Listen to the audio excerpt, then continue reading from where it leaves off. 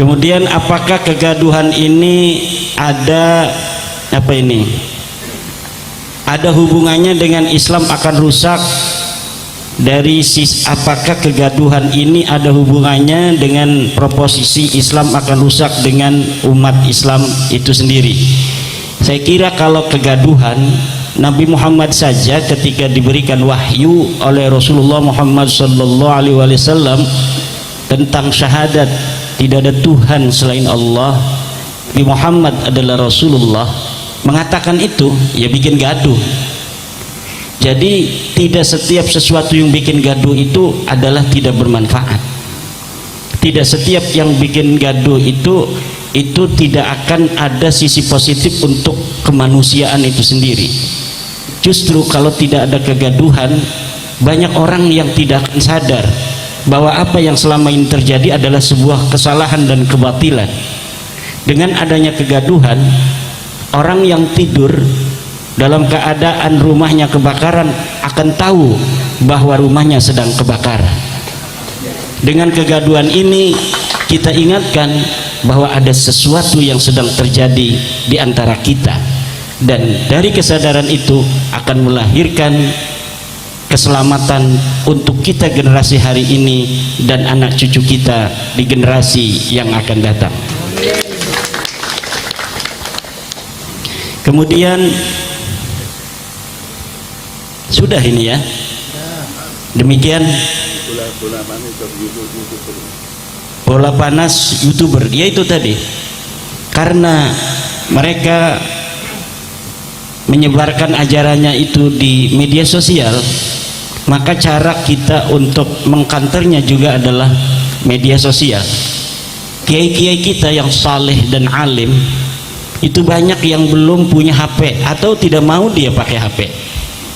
Maka selain kita menyebarkan kesadaran ini yang telah kita dapatkan, pengetahuan yang telah kita baca ini, kita sebarkan juga melalui media sosial, dan simultan dengan itu kita juga terjun ke daerah-daerah seperti malam hari ini. Saya ini tugas intinya adalah ngajarin santri, tapi saya anggap menurut pandangan saya memberitahu kepada masyarakat untuk resonansi daripada apa yang telah saya ketahui itu juga ditangkap oleh masyarakat yang luas, maka saya bersedia untuk meninggalkan sesuatu yang menurut saya wajib, yaitu mengajar santri untuk kewajiban yang lebih besar, yaitu memberikan kesadaran kepada komunitas yang lebih besar juga. Ini yang, dan kita sama sekali tidak ada unsur-unsur hal lain kecuali untuk kemaslahatan. Pertama, untuk kemaslahatan para kabaib itu sendiri. Jelas ini akan maslahat bagi dia.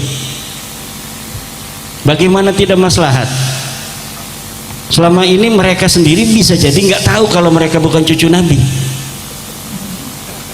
Bisa jadi mereka sendiri tidak tahu bahwa mereka bukan cucu Nabi. Sekarang kita kasih tahu, Dek, Kang, ente ngaku cucu Nabi, ente bukan cucu Nabi.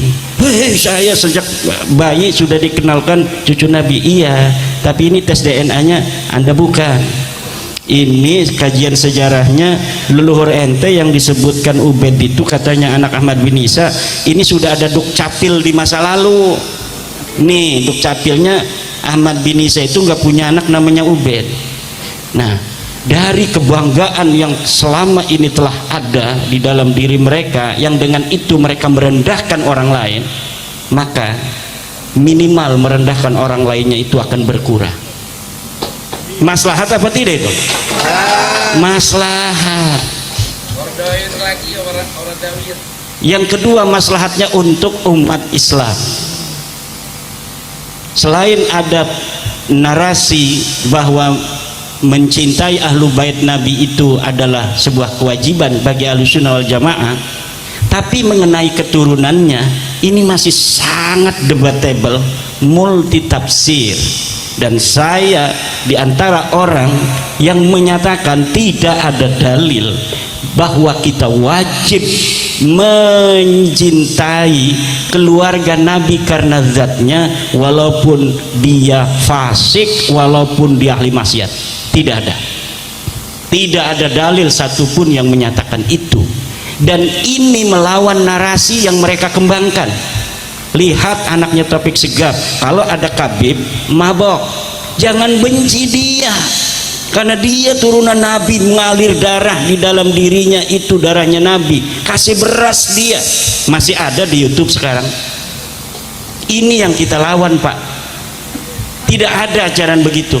Lihat di dalam Al-Quran, kita ini umat Islam, kitab kita ini Al-Quran, pegangan kita yang kedua adalah hadis. Lihat di hadis, baik di Bukhari, Muslim, Sunan Abi Dawud, Ibnu Majah, Nasai, Turmudi, ada tidak sebuah ajaran orang wajib dicintai kalau dia mengaku keturunan Nabi, walaupun dia berzina, walaupun dia bermaksiat, walaupun dia narkoba? Tidak ada. Dan ini yang ingin kita lawan agar umat Islam tidak terjerembab dalam ajaran-ajaran yang sesat. Jadi narasi-narasi yang agak rasis, banyak yang komentar pada kami, bukan hanya saya, terutama kepada Tengku itu. Katanya kita rasis. Rasis kita membalikan saja, karena dulu mereka rasis. Bagaimana tidak rasis kalau orang Jawa yang ganteng-ganteng tidak boleh menikahi keluarga dia, padahal sekolahnya bareng? Ya namanya sekolah bareng, lihat-lihatan cinta, betul tidak? Kemudian hanya karena kita orang Jawa kemudian tidak bisa menikahi dia, padahal duit banyakan kita, betul tidak? Duit banyakan kita, ilmu banyakan kita. Duit aya di aing, kata orang Pandeglang. Nah, jadi ini tidak masuk akal ajaran-ajaran seperti itu. Maka ini yang kita lawan.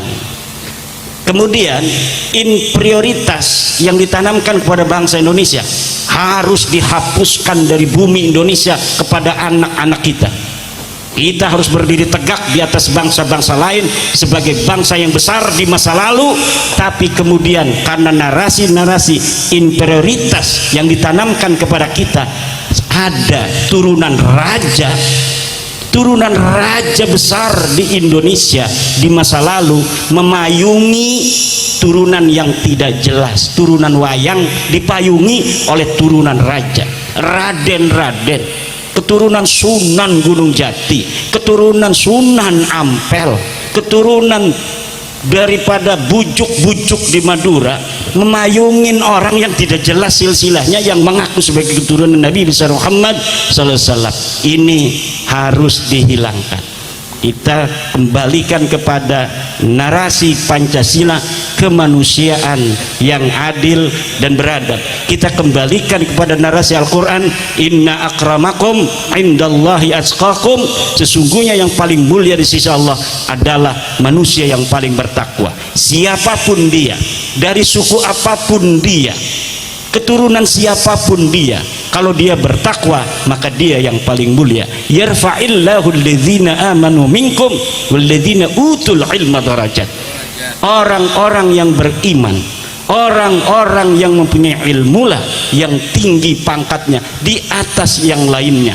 Dengan narasi Al-Quran ini, maka siapapun dia orangnya, maka akan termotivasi untuk dia beriman dan akan termotivasi untuk dia menuntut ilmu. Tapi kalau narasi seperti yang dikembangkan oleh Baklawi, bahwa sampai kapanpun kamu belajar, ini yang ngomong pimpinan pesantren, masih ada videonya, saya sebutkan, pesantren Dalwa, yang ngomong pengasuh pesantren Dalwa, bahwa orang yang belajar kemudian jadi kiai pinter, kemudian dia merasa sederajat dengan kabaib, maka katanya ini sudah su'ul adab. Ini ajaran masih ada di YouTube, silahkan dicari. Dan ini bukan ajaran daripada ajaran agama Islam. Terima kasih.